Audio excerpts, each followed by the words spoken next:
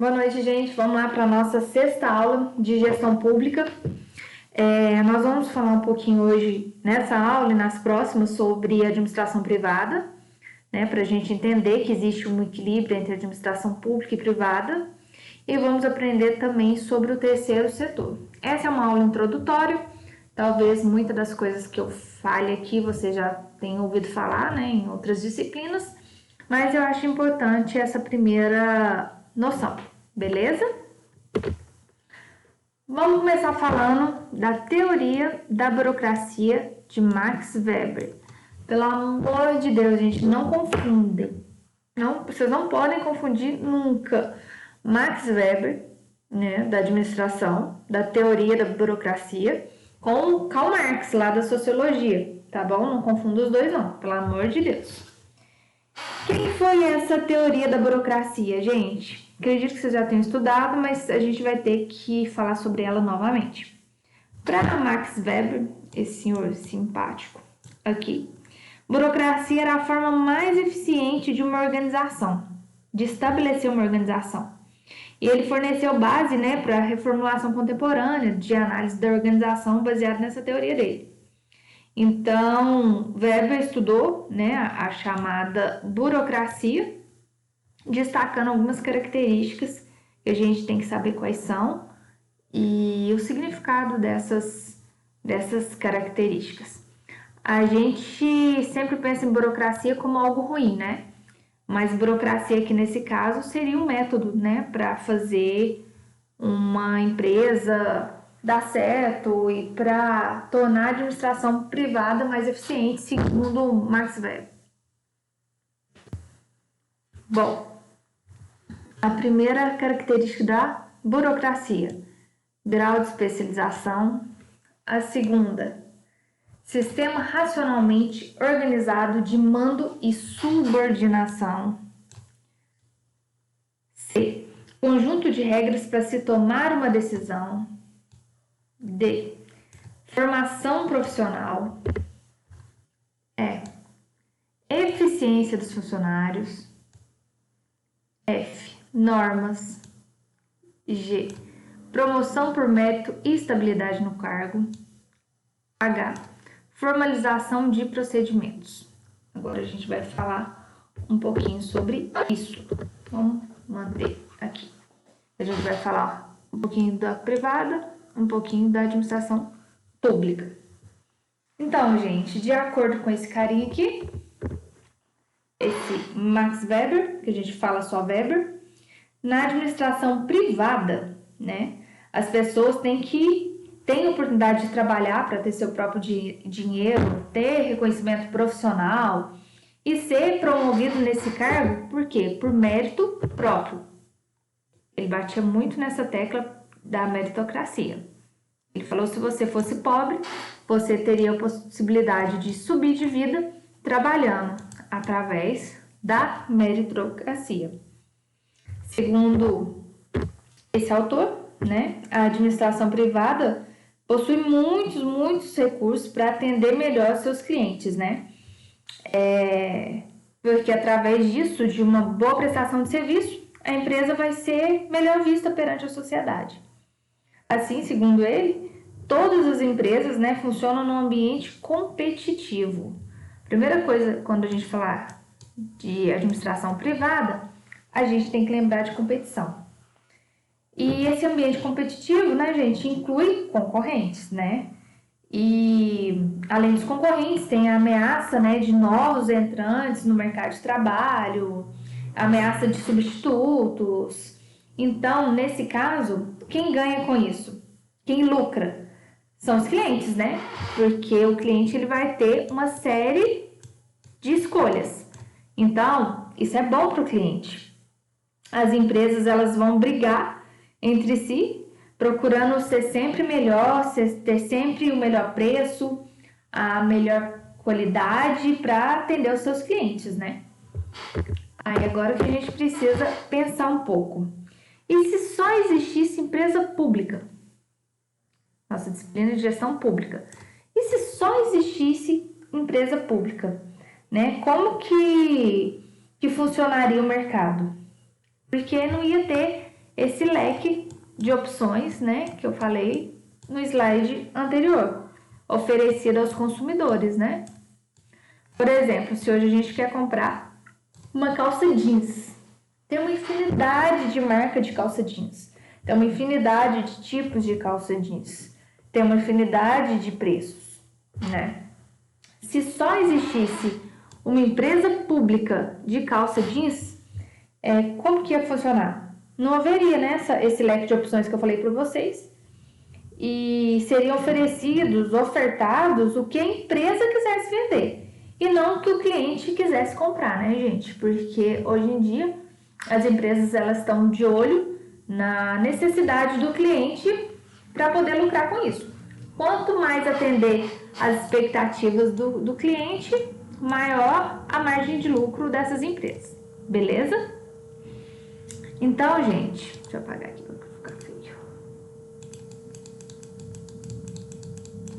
Quando eu falo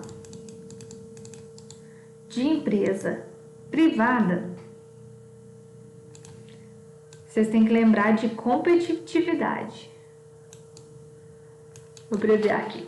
Competitividade, que pode ser caracterizada, né, como a busca da produção em grande escala, com preço competitivo, né, buscando a satisfação dos clientes, né? E isso faz parte do dia a dia das empresas na administração privada. Por exemplo, eu sei que a Samara tem uma empresa, né, familiar. Ela sabe que ela tem que ser competitiva, porque se ela colocar o preço nas alturas, outra empresa de país vai absorver os clientes dela. Então, a palavra de ordem na empresa privada é competitividade, beleza? Já na gestão pública, né, gente? Deixa eu apagar isso aqui. Não é necessário essa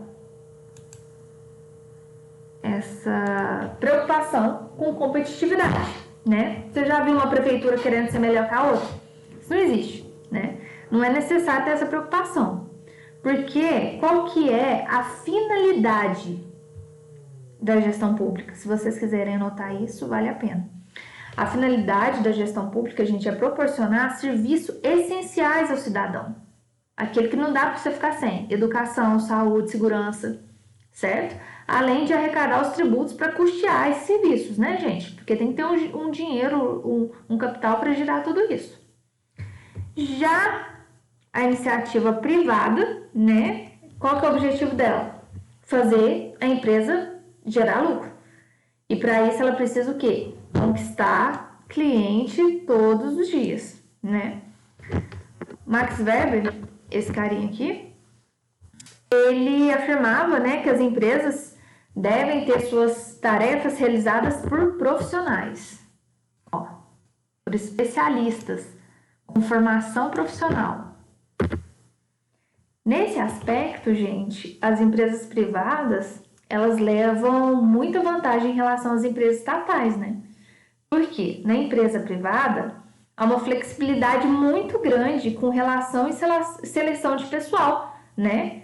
E se a pessoa selecionada não corresponder às expectativas da empresa, ela pode ser substituída sem grandes problemas. No caso da faculdade, quando eu fui contratada, é bom a gente colocar um exemplo assim próximo para ficar mais fácil de absorver.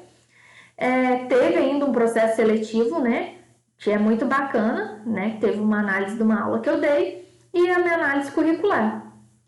E eu concorri com outros candidatos e eu fui selecionada porque meu currículo foi considerado mais satisfatório e minha aula mais didática.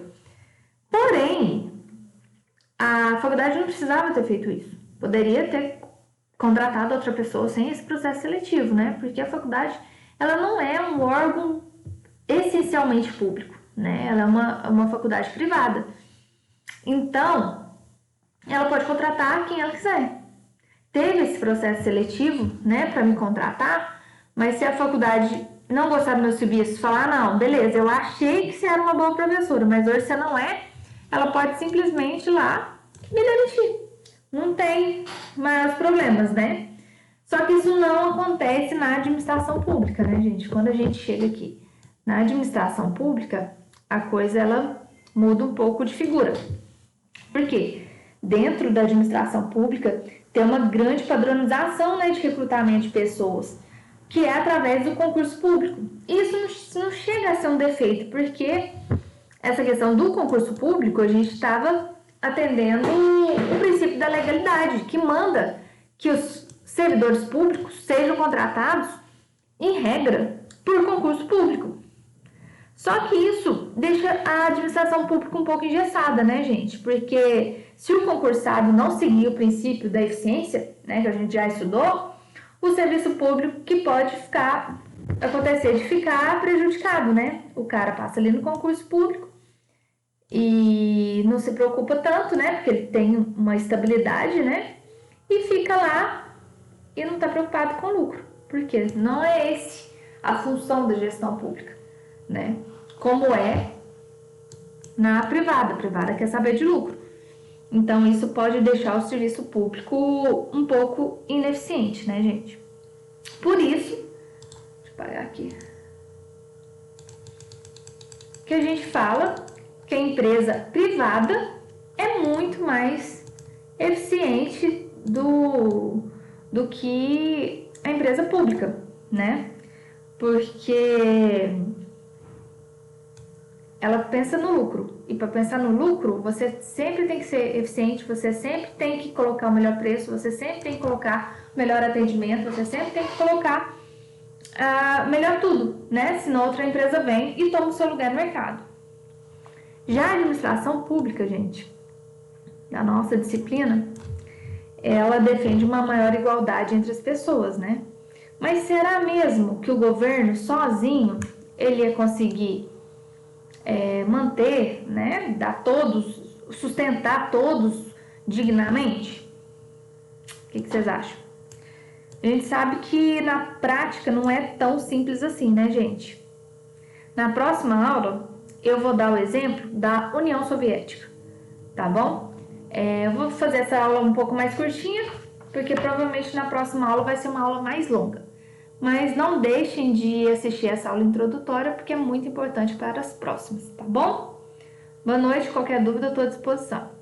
E em relação àquelas questõezinhas da última aula, sobre os princípios infraconstitucionais, me mandem depois no WhatsApp, quem não tiver me mandado, e depois a gente vai fazer mais questões iguais àquelas, parecidas. Eu vi que teve gente com muita dificuldade com juridiquês, mas eu costumo falar que treino fácil, como que é? Treino difícil, jogo fácil. Nas aulas, assim, as questões vão ser mais difíceis, para prova ser mais tranquila. Beleza? Mas qualquer dúvida, vocês podem me chamar. Boa noite.